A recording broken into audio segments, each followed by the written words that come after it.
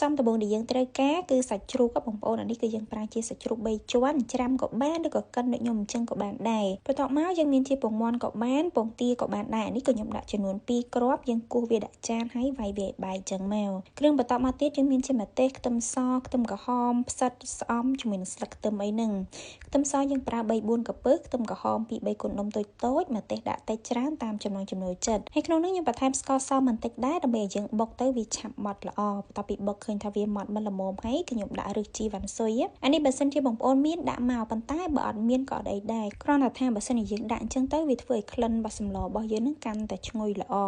ហើយសម្រាប់អានេះគឺជាបកាក្រៀមយើងលាងវាមួយទឹកពីរទឹកហើយត្រាំវា4-5 នាទីរៀងទន់បន្តិចមកយកមកបុកចូលជាមួយគ្នាបកាក្រៀមនឹងអត់បុកឲ្យម៉ត់ទេណាបងប្អូនគ្រាន់តែញុំឲ្យវារៀងបែកបន្តិចបានហើយសម្រាប់កាពិវិញគឺខ្ញុំជាប់ចិត្តជាមួយកាពិកពតខ្លាំងមែនតើបងប្អូនរសជាតិអត់សូវប្រៃប៉ុន្តែក្លិនរបស់វានឹងគឺឈ្ងុយហើយយើងយកទៅស្លគឺឆ្ងាញ់ខ្លាំងហ្មងបើថាកាពិកៅវិញគឺខ្ញុំមិនសូវចូលចិត្តមែនទេបងប្អូនបន្ទាប់ពីយើងបុកគ្រឿងក្រូវទាំងអស់រួចរាល់ហើយយើងមកដាក់ដាំទឹកដើម្បីធ្វើសម្លហ្មងសម្រាប់ទឹកស្លនោះបងប្អូនលេខមើលតាមចំនួនសមាជិករបស់យើងតិចច្រើនតាមនឹងទៅទឹកពុះហើយយើងដួសគ្រឿងដែលយើងបានបុកមិញហ្នឹងបងប្អូនមានដូចជាខ្ទឹមសខ្ទឹមក្រហមម្ទេសឬជីវ៉ាន់ស៊ុយជាមួយនឹងកាពិបកាក្រៀមអីហ្នឹងដាក់ចូលហើយកូរវាឲ្យចូលជាតិសព្វល្អយើងចាក់សាច់ជ្រូកចូលហ្មង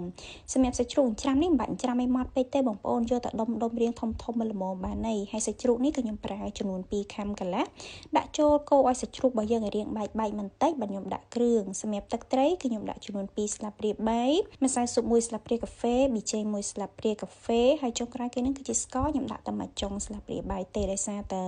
ខ្ញុំអត់សូវចូលចិត្តញ៉ាំផ្អែមដែរបងប្អូនហើយរសជាតិផ្អែមហ្នឹងក៏វាចេញពីបន្លែចេញពីផ្សិតមកខ្លះដែរអញ្ចឹងទៅបន្ទាប់ពីដាក់គ្រឿងក្រូចចូលរួចរាល់ហើយយើងទុកវាមកពុះទៅចាំដាក់បន្លែចូលសម្រាប់បន្លែហ្នឹងគឺខ្ញុំប្រើតែផ្សិតច្បើងទេបងប្អូនហើយយើងយកអាណាតូចអញ្ចឹងមកបានឆ្ងាញ់ដាក់បន្លែចូលហើយចាក់ពងទាចូលជាមួយគ្នាមកណាបងប្អូនអានេះពេលដែលយើងចាក់ចូលភ្លាមបងប្អូនកុំទាន់កូរវាភ្លាមទុកវាប្រហែលជាខ្ទង់1នាទីទៅ2នាទីអីសិនទៅដើម្បីឲ្យពងមាន់ឬក៏ពងទារបស់យើងនេះវាកកដុំអញ្ចឹងណានេះបើសិនជាយើងកូរភ្លាមវាទៅជាម៉ត់ញ៉ាំទៅគឺអត់សូវឆ្ងាញ់ទេ